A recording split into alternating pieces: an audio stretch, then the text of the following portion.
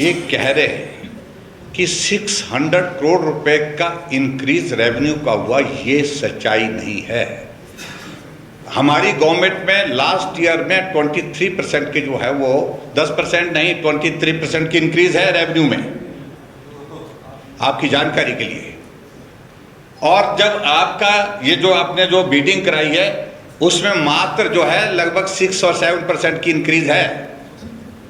उससे जो आप कह रहे हैं कितना झूठ बोल रहे हैं।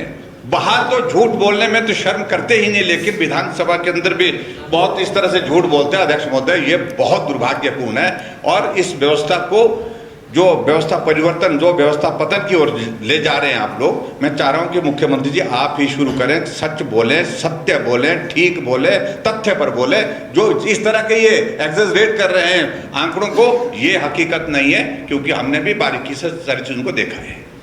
मैं हैरान हूं इस बात को लेकर के कि माननीय सदस्य जो बोल रहे हैं वो तथ्य से कितना दूर जा रहे हैं। ये मामला पुराना मामला चला था और भारतीय जनता पार्टी की सरकार ने टूथ एंड नेल इसके लिए लड़ाई लड़ी। फैसला कब आया? जब आपकी सरकार 13 जनवरी 2023 को फैसला आया। और ये जो कंपनी है ये भी कांग्रेस के ही नेताओं से ताल्लुक रखने वाली कंपनी है। अब हमने संरक्षण नहीं दिया है, हमने लड़ाई लड़ी कोर्ट में। कोर्ट का फैसले के लिए हमने निर्धारित कर सकते कब फैसला कोर्ट देगा ये हम नहीं तय कर सकते, लेकिन हम लड़ते रहे। मेरा उसमें यह कहने का अभिप्राय यह है कि अगर इसका फैसला आ गया था 13 जनवरी 2023 को फैसला आ गया, तो आप क्या कर सकते हैं?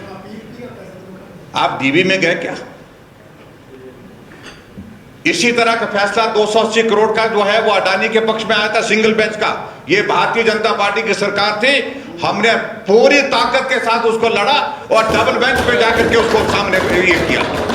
फैसला भले ही आपकी सरकार के दौरान आए, उसमें आप श्रेय लेने की बातें करते हैं, आप श्रेय नहीं ले सकते, कोर्ट का फैसला है। लेकिन भारतीय जनता पार्टी ने कैबिनेट में फैसला लिया कि हमको डबल बेंच में जाना चाहिए और डबल बेंच में गए। और डबल बेंच में आने के बाद फैसला ये हुआ कि 280 करोड़ रुपए जो है वो सरकार का जो मांग रहे थे, वो कंपनी जो मांग रही थी वो रुक गया। आपने डीबी में आप नहीं गए और उसके बाद जब उस कंपनी की ओर से आपसे आग्रह किया गया कि हम जो है उसमें जो इंटरेस्ट है हम छोड़ने के लिए तैयार है, आपने उसको भी नेगोशिएट नहीं किया। आपने प्रभावी वकील सीपीएस की कुर्सी बचाने के लिए अपने 10 करोड़ रुपए हिमाचल सरकार के खर्च कर दिए। लेकिन हिमाचल बिकने जा रहा है, उसके लिए आपने उस कंपनी के गेस्ट को दमदार वकील खड़ा कर दिया। वकीलों की 90 लोगों की जो फौज है वो तो डफर वकील है। शब्द में को उचित नहीं लगता, मैं वापस लेता हूँ शब्द वहां तक नहीं है। लेकिन यह है कि वो कोर्ट के सामने खड़े होते हैं सिर्फ एक ही बात के लिए कि हमारी हाजिरी लग गई, हमारे खाते में इस पेशी का पैसा आ जाएगा। ये दुर्भाग्यपूर्ण, मैं ये कह रहा हूं, मैं बोल रहा हूं, वहां तक ठीक है, दमदार तरीके से उसको लड़ना चाहिए था, नहीं लड़ा। वहां तक सीपीएस की एक पेशी के लिए आप 3-3 करोड़ रुपए 2 करोड़ रुपए खर्च रहे हैं कोर्ट में जाकर। ये आप अपने वक्तव्य में हिमाचल प्रदेश में जहां 150 करोड़ रुपए जो है बचाने की बात थी,